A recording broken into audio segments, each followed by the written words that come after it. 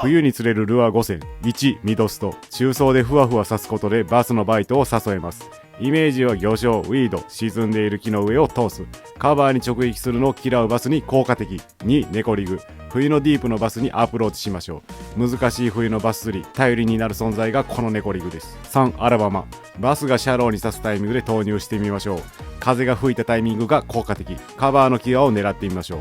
4、ボトムジャーク。ボトムジャークが浸透してから冬のバス釣りの可能性が一気に広がりました。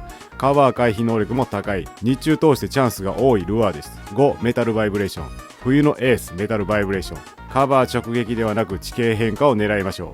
冬から早春まで効く有効なルアーです。詳しくは本編で。